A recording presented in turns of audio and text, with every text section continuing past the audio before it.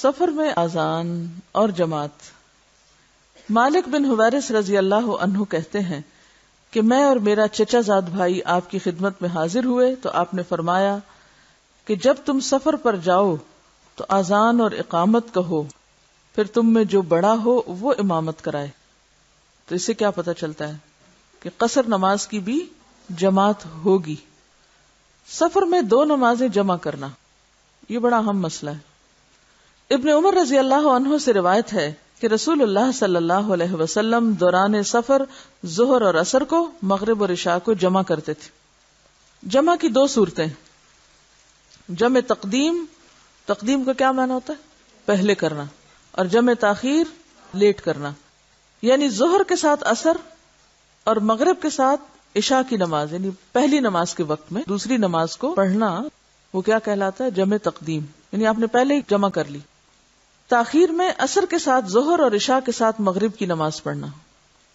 حضرت معاذ بن جبل رضی اللہ عنہ سے روایت ہے کہ غزوہ تبوک کے موقع پر اگر رسول اللہ صلی اللہ علیہ وسلم سورج ڈھلنے کے بعد سفر شروع کرتے تو ظہر اور عصر کو اس وقت جمع فرما لیتے، اور اگر سورج ڈھلنے سے پہلے سفر شروع کرتے تو ظہر کو مؤخر کر کے عصر کے ساتھ ادا فرما لیتے۔ اسی طرح اگر سورج غروب ہونے کے بعد سفر شروع کرتے تو مغرب اور عشاء اسی وقت پڑھ لیتے، اور اگر سورج غروب ہونے سے پہلے سفر شروع کرتے تو مغرب کو مؤخر کر کے عشاء کے ساتھ پڑھتے۔ کتنی سہولت ہے نا دین میں، تاکہ ہر تھوڑی دیر کے بعد سفر روک نہ دیا جائے۔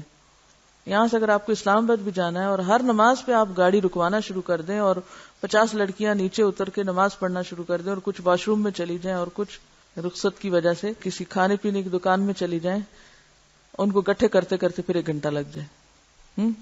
طویل ترین سفر تھا غزوہ تبوک کا، تو ظاہر ہے کہ کئی دن لگے اس سفر میں۔ تو آپ اگر تو سورج ڈھلنے سے پہلے، یعنی ظہر کا وقت نہیں ہوا، مثلا 11 بجے آپ چلیں، تو پھر آپ ظہر کا وقت آنے پہ روکتے نہیں تھے قافلہ۔ کب روکتے تھے؟ جا کے عصر ٹائم پر۔ اور ظہر کو کب پڑھتے تھے؟ عصر کے وقت میں۔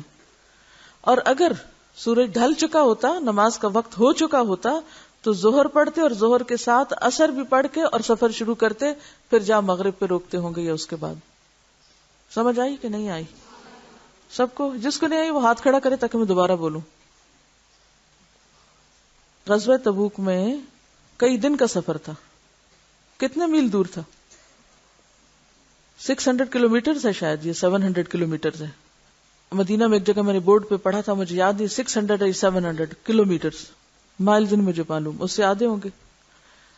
اب آپ خود سوچیں کہ اتنا سفر اگر آپ اونٹوں پہ اور پیدل سفر کر رہے ہیں تو 1 دن میں ہو جائے گا، 2 دن میں، کئی دن لگیں گے، شاید ہفتہ لگ جائے۔ اب اس میں ظاہر ہے کہ ایک پورا لشکر جا رہا ہے، 2-4 لوگ نہیں۔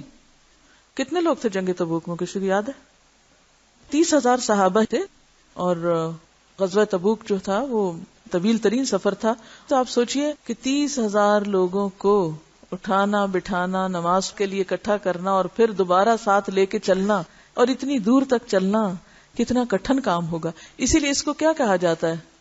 جیش العسرہ، تنگی کا لشکر، یعنی تنگی کا سفر، بہت مشکل سفر تھا۔